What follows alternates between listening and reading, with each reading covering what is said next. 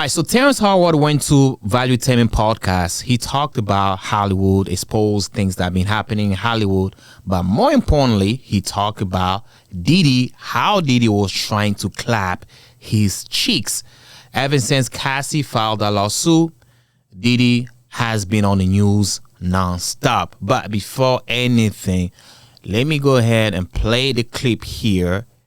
I'm going to start it from the jump here.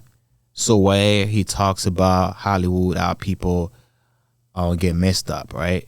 Their head, but when you lose your man card, that's the only thing I can think of. You lose your damn man card. What is that? What do you mean by that? You give up your ability, your right to being a man.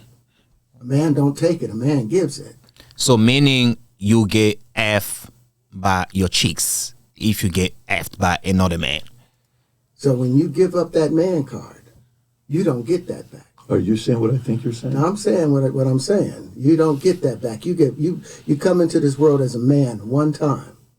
You give up that right for anything, for fear of being hurt, fear of somebody doing something, for wanting to gain something. When you give up that man card right, you lose some spiritual energy that has always been pushing through. Like if a woman gives up her womanly right of being a mother and taking care of her family and do all those things. When you give up those things, but when you give up your manhood, I've never seen somebody recover from it. That was all the people that went to the puffy parties. That was all the people that did all those things thinking that there was never going to be a consequence for what they were doing. Got punked out and pimped out by. Let me cut it for a second, man. He said he never seen anybody recover from it, which is true for the most part. But I think the only time you can recover from it, you really have to convert to Jesus. Like you really have to give your life to Jesus. If you do so, yes, I believe you'll be able to recover from it. But if not, like when you do it, you gotta be all the way in. You cannot be 1 foot in, 1 foot out. You gotta be all the way in 100% in order for you to recover from it. But let me continue. Some greater desire. You should have a greater desire than being a man. So I believe that's a big problem with a lot of the actors out there because they get fluid. And next thing you know, once you go fluid, it's gone. You don't have any foundation to pull yourself back from. So Facts. Maintain your man card, no matter what. Man, I mean, one of the things you're seeing, you went to a whole different place. Sorry. No, I get it. So you see some guys struggling with that. You see Bieber struggling with that. You see some of these guys struggling with that. They can't get it out of their head. They can't get it out of their head. The things that they did, no matter how they did it, whether they were drunk or high or whatever, you gave up your man card. Wow. You need therapy.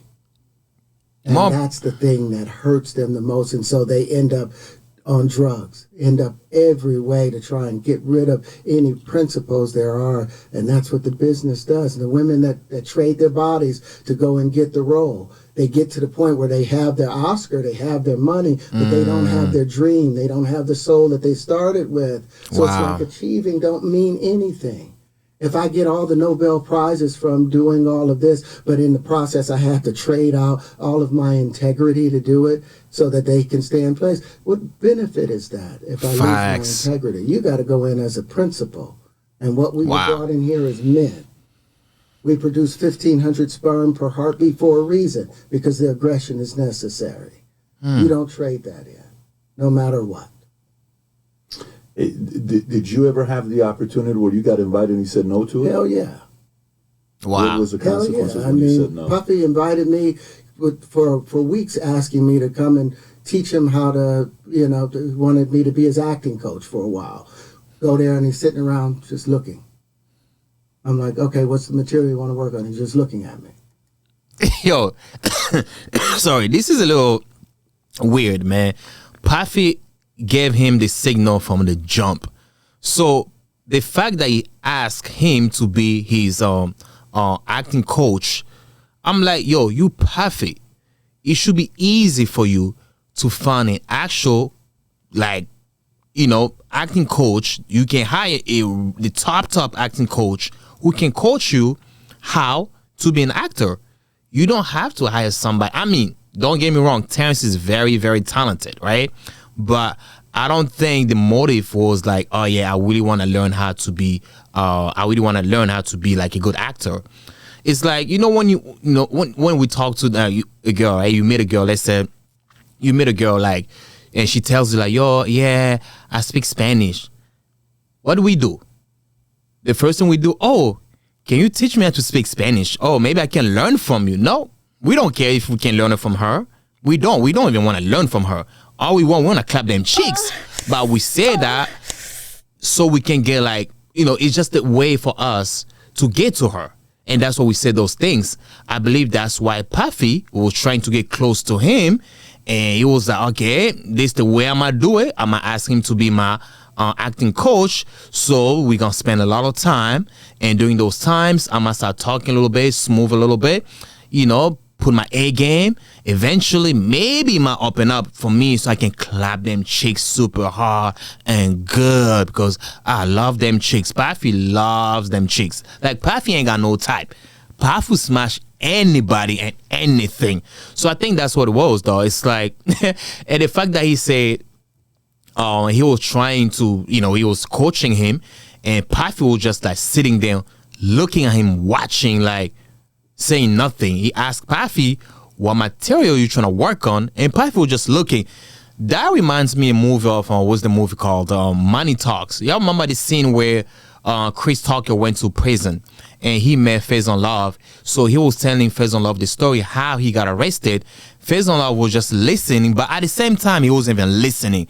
And at some point, he would just grab him because I think when he was telling the story, Chris Tucker was telling the story, at some point he said something about, they grabbed me, and then Faison Love was trying to do the same thing that Chris Tucker did.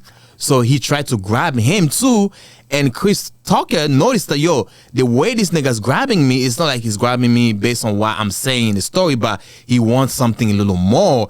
Let me see if I can find that part of the movie. I love that movie, man. Money Talks like my top 5, man.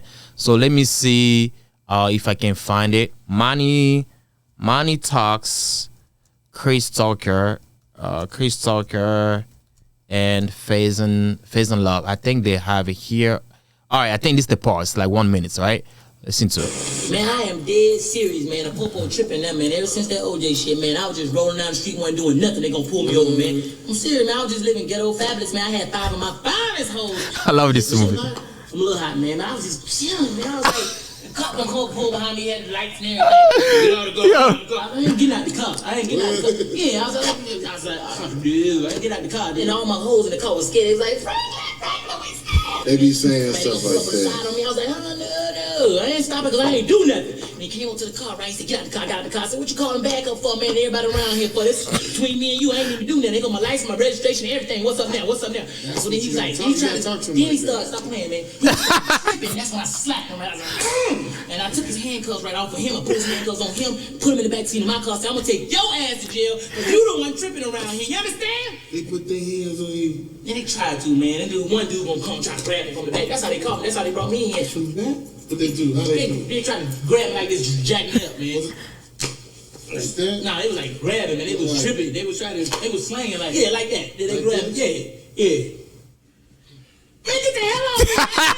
Hey, who you shirt at? Yo, man, this movie was so funny, man. Bye-bye. Let me go back to this, man. Yeah, so that's what they were trying to do, though. It's like, he's listening, he's there, but he's not there. He has a different motive. So he's trying to find a way to, to finesse his way to get him cheeks. So, man, let me continue, man. That was funny. Then next thing you know, okay, hey, will you help me?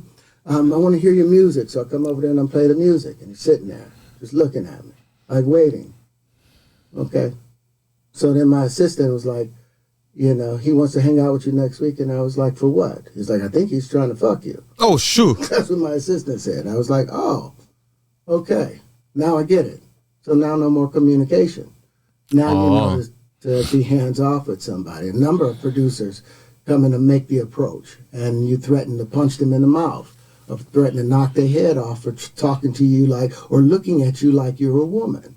When you approach a real man about his masculinity, you're going to get a real reaction back. That's It's true. a difference when a guy walks in a room and when a man walks into a room. And a man don't take the same things that a guy will accept.